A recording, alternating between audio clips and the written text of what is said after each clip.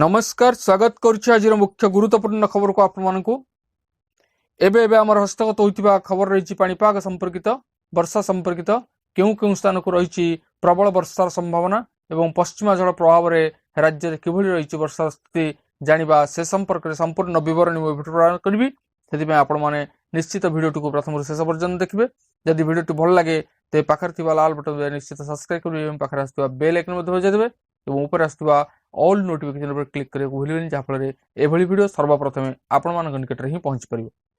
तेज आसतु जाना आज पाणीपाग संपर्कित विशेष गुरुत्वपूर्ण सूचना।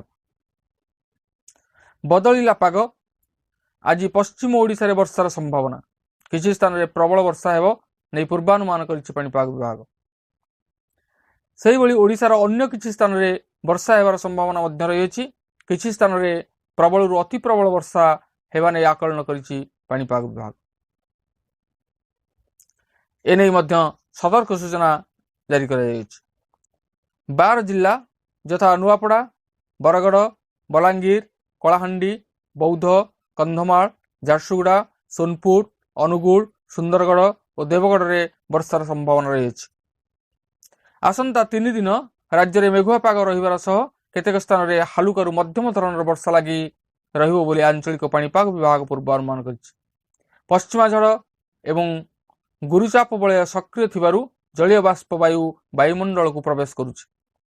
सेही भली 5 दिन राज्य में पाग मेघुआ रहिबा नै पूर्वानुमान करिछि पाणीपाग केन्द्र। पश्चिमा झड़ प्रभाव में किछि स्थान में वर्षा भी होई पारे। गत 2 दिन हेबो किछि किछि स्थान में कोहला पाग सांगकु हालुका वर्षा और तापमात्रा कमिबा सह खरा गरम रु निस्तार मिली। आसंता 27 तारिख जाए राज्य में यही पाग लगी रहिबो बोली आंचलिक पाणीपाग विज्ञान केन्द्र पक्षरु सूचना प्रदान कर दिएछि।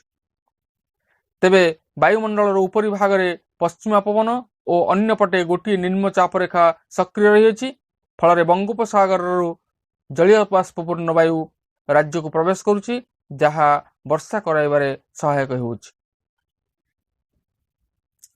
आसंता काली उत्तर आभ्यंतरीण और यार पार्श्ववर्ती जिले में वर्षा रहिबो। आसंता 29 जाए तापमात्रा रे विशेष परिवर्तन हेबो नाही। यहा परे पुणी तापमात्रा वृद्धि पाइबो बोली आंचलिक पाणीपाग विज्ञान केन्द्र पक्षरु पूर्वानुमान करा जायछि।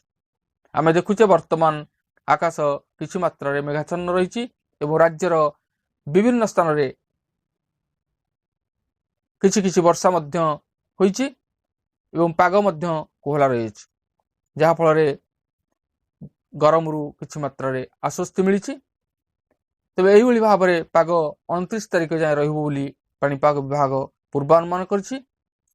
एथिला आजिर पाणीपाग संपर्कित एक विशेष गुरुत्वपूर्ण सूचना। आज एतिकी पुणी देखा आगामी भिडियो रे।